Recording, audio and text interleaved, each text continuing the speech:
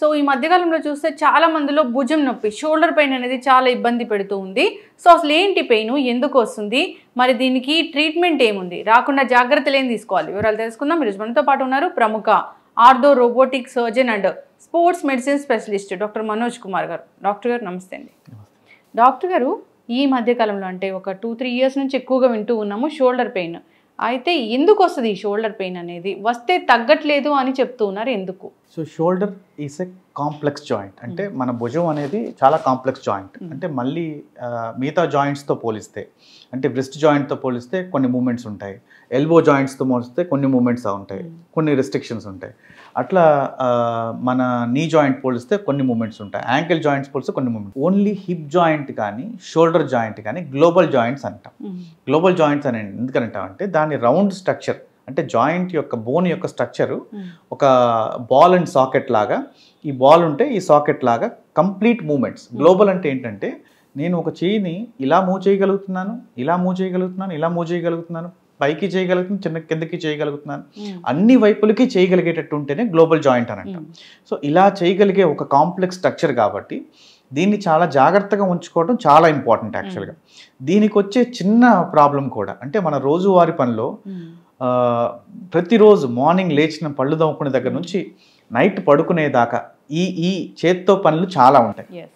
బరువులు ఎత్తడం కావచ్చు, పళ్ళు తెంచడం కావచ్చు, లేదంటే ఒక తాడు లాగటం కావచ్చు, చాలామంది చూస్తుంటాం. సో ప్రతి దాంట్లోనూ షోల్డర్ జాయింట్ ఇన్వాల్వ్మెంట్ ఎక్కువ ఉంటుంది. సో ఎక్కడ ఎక్కువ ఇన్వాల్వ్మెంట్ ఉంటుందో అక్కడ ఇంజురీ అవ్వటానికి కూడా ఎక్కువ అవకాశం కూడా ఉంటుంది. సో అలాగే చిన్న చిన్న టియర్స్, అంటే మామూలుగా ఫస్ట్ పీపుల్కి స్టార్ట్ అయ్యేది విత్ షోల్డర్ పెయిన్ ఒక వేగ్ పెయిన్ అంటాం. అంటే అది ఒక పెయిన్ కాదు, ఒక డిస్కంఫర్ట్తో స్టార్ట్ అవుతుంది. చాలా మంది ప్రాబ్లమ్స్లో ఫస్ట్ స్టార్ట్ అయినప్పుడు ఇది డిస్కంఫర్ట్ కదా అని చాలా వరకు డాక్టర్స్ని కలవరు. యాక్చువల్లీ డిస్కంఫర్ట్ ఉన్నప్పుడే కలిస్తే దాని యొక్క ప్రాబ్లమ్ని ఐడెంటిఫై చేసి ఈజీగా ట్రీట్ చేయడం చాలా ఈజీ. సో అది పెయిన్గా స్టార్ట్ అయింది అని అంటే, సో డిస్కంఫర్ట్ పెయిన్గా స్టార్ట్ అయింది అని అంటే, సో ఇక్కడున్న మజిల్ స్ట్రక్చర్ కావచ్చు, ఇక్కడున్న సైనోవియం కావచ్చు, టెండన్స్ కావచ్చు, లిగమెంట్స్ కావచ్చు, దీంట్లో ఎక్కడో ఒక చిన్న ప్రాబ్లం ఉందని తెలుసుకోవాలి. యాక్చువల్గా షోల్డర్ జాయింట్ ఎలా ఉంటుంది, ఆ స్ట్రక్చర్ ఎలా ఉంటుంది, నేను ఒకసారి మీకు ఈ ఒక చిన్న మోడల్లో చూపిస్తాను యాక్చువల్గా. సో ఇది రైట్ షోల్డర్కి జాయింట్ ఎలా ఉంటుందో చూపించడానికి.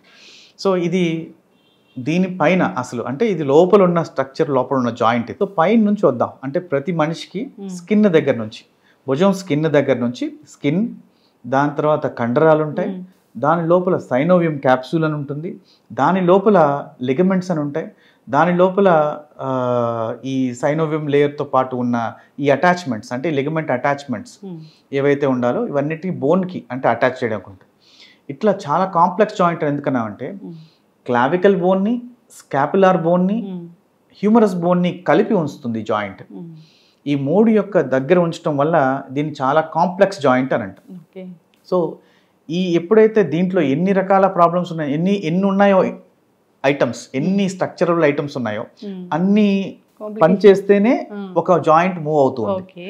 సో దీంట్లో ఎక్కడైనా చిన్న బరువు ఎత్తేటప్పుడు అబ్నార్మల్ ఇయర్గా, అంటే ఒక చిన్న ఎగ్జాంపుల్ ఏంటంటే చాలా మంది సూట్ కేసు, మామూలుగా ఒక సూట్ కేసు ఇలా లాగితే ఎత్తగలుగుతుంది.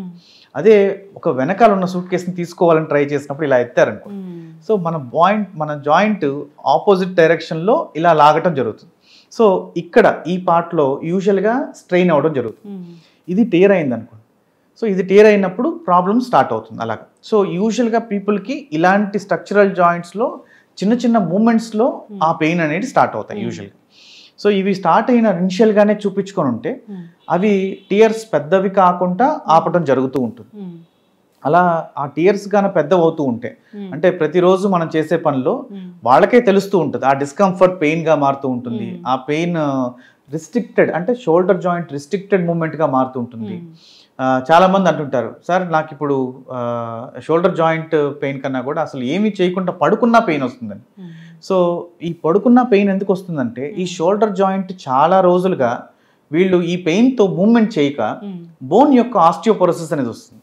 బోన్ ఆస్టియోపోరోసిస్ వచ్చిన తర్వాత ఈ బోన్ పెయిన్ అనేది స్టార్ట్ అయ్యి, సో బోన్ పెయిన్ కూడా ఫీల్ అవ్వడం జరుగుతుంది. సో దీంట్లో యాక్చువల్గా రకరకాల పెయిన్స్లో యూజువల్గా మా ఓపీడీలో వచ్చినప్పుడు చూసే రెగ్యులర్ ఇంజురీస్ ఏంటంటే ఈ క్రికెట్ ఆడేవాళ్ళు కానీ లేదంటే బాల్ అంటే బౌలింగ్ వేసేవాళ్ళు స్పోర్ట్స్ ఇంజరీస్ అంటాం దీన్ని మేజర్గా కేటగరైజ్డ్గా చేసిన దాంట్లో ఇప్పుడు వచ్చే ఎక్కువ ఇంజరీస్ స్పోర్ట్స్లో ఆడేవాళ్ళు షటిల్ ఆడేవాళ్ళు కావచ్చు టెన్నిస్ ఆడేవాళ్ళు కావచ్చు లేదంటే బాస్కెట్బాల్ కావచ్చు లేదంటే వాలీబాల్ కావచ్చు లేదంటే క్రికెట్ ఆడేటప్పుడు బౌలింగ్ వేసేది కావచ్చు ఈ స్పోర్ట్స్ ఇంజరీస్లోకి ఎక్కువగా వచ్చే అవకాశం ఉంది కాబట్టి సో ఈ స్పోర్ట్స్ ఇంజరీస్లో ఎలా ఉంటాయి సో లిగమెంట్స్ మజిల్స్ అటాచ్మెంట్స్ అనేవి బోన్కి అయినప్పుడు ఆ మూమెంట్స్లో జరిగే అబ్నార్మల్ యాంగిల్స్లో టేర్ అవుతుంది యూజువల్గా మా ఓపీడీలో లేదంటే రెగ్యులర్గా వచ్చే కేసెస్ కానీ ఎమర్జెన్సీకి వచ్చే కేసెస్లో సుప్రాస్పైనిటస్ టేర్ అంటాం అంటే రొటేటర్ కఫ్ అంటే మనం రొటేట్ చేయటానికి జరిగే ఒక కఫ్ అంటే ఒక కఫ్ పట్టుకొని ఉంది మనం రొటేట్ చేయగలిగేటట్టు చేస్తూ ఉంది అలాంటి కఫ్ ముందు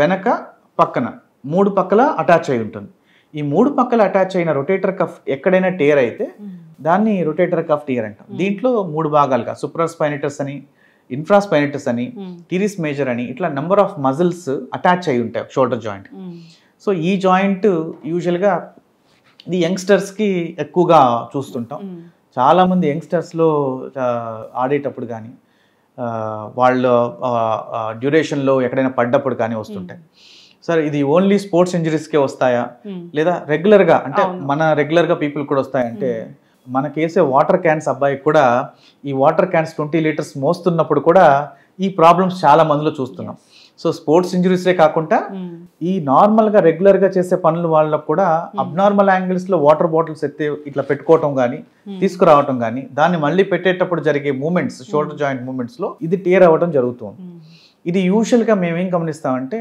ఇనిషియల్గా ఆర్థోపెడిక్ ఓపీడీకి వచ్చినప్పుడు చిన్న ఎక్స్రేస్తో గమనిస్తాం అంటే మామూలుగా షోల్డర్ జాయింట్ యొక్క గ్యాప్ మన ఆర్క్ యొక్క గ్యాప్ ఎంత ఉండాలి ఈ గ్యాప్లో మన మూమెంట్ చాలా షోల్డర్ జాయింట్ మూమెంట్ చాలా ఫ్రీగా ఉండాలి అది ఎప్పుడైతే బాగాలేదు అంటే ఎప్పుడైతే టైట్ అయిందో అంటే ఎప్పుడైతే నొప్పి స్టార్ట్ అయిందో స్పాజం అంటే టైట్గా పట్టేస్తుంది జాయింట్ని సో ఈ జాయింట్ పైకి రావడం జరుగుతుంది ఇప్పుడు మూమెంట్ చేయాలంటే రిస్ట్రిక్షన్ అవుతూ ఉంటుంది ఎప్పుడైతే రిస్ట్రిక్షన్ అవుతుందో మూమెంట్ చేయడానికి అప్పుడు వాళ్ళు షోల్డర్ జాయింట్ మూమెంట్ రిస్ట్రిక్షన్తో మా ఓపీడీకి రావడం జరుగుతుంది అప్పుడు ఒక ఎక్స్రే తీసినప్పుడు ఈ జాయింట్ మధ్యలో స్పేస్ తగ్గి ఇలా జరుగుతుంది అని చెప్పి దాని తర్వాత ఒకవేళ ఇనిషియల్గా కొన్ని రోజులు టాబ్లెట్స్ వాడి తగ్గితే చాలా వరకు చిన్నవి 5 రోజులకి 10 రోజులు టాబ్లెట్స్కు తగ్గిపోతుంటాయి చిన్న హీలింగ్ టాబ్లెట్స్ టెండన్ హీలింగ్ టాబ్లెట్స్తో తగ్గిపోతుంటాయి కానీ కొంతమందికి టియర్ చాలా పెద్దదిగా ఉంటుంది సో వాళ్ళని మేము ఎంఆర్ఐ స్కాన్స్ ద్వారా అంటే ఎక్స్రేస్లో బోన్స్ని చూస్తాం గ్యాప్ తగ్గిందని చెప్తాం మేబీ అక్కడ ఇంజురీ అయి ఉండొచ్చు అని చెప్పొచ్చు